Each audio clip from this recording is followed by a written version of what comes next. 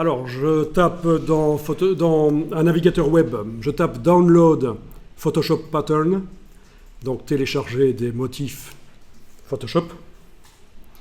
Et on a quand même 82 millions de résultats ici, il y en a énormément.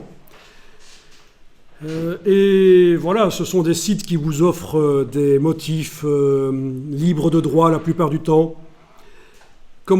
Pourquoi est-ce qu'ils font ça? Parce que c'est des gars super sympas, le web est rempli de gars sympas qui veulent du bien au monde entier.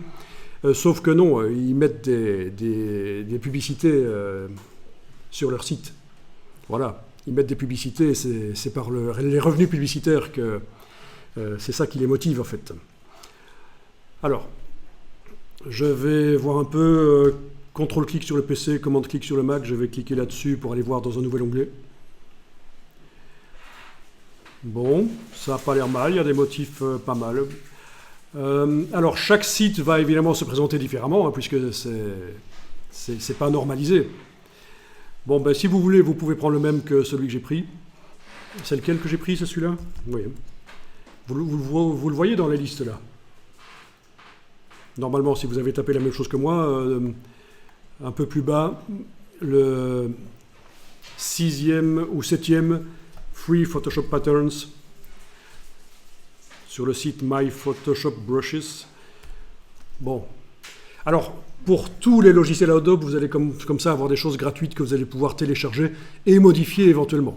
Hein, parce que le mieux, c'est de télécharger et d'utiliser en les modifiant. Ok, si vous êtes arrivé sur cette page-là, je ne garantis pas que ça va marcher puisque j'ai jamais essayé celui-là. Vous allez cliquer sur un des motifs. Voyons un peu où on télécharge ici. Vous voyez où on télécharge. Ce serait peut-être bien ici. Voilà, download.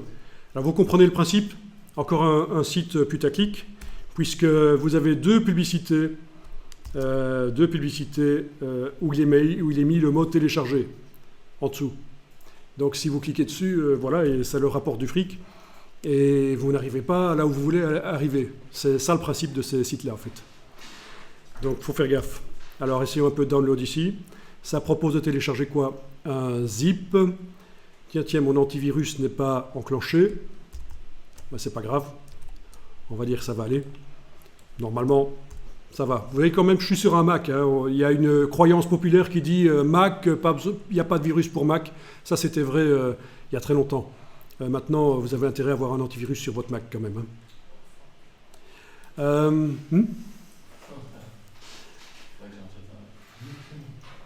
Alors, voilà, je vais enregistrer le fichier zip. Je vais le déplacer dans le dossier d'aujourd'hui. Alors voilà, dans le dossier d'aujourd'hui, on a le zip qui est là.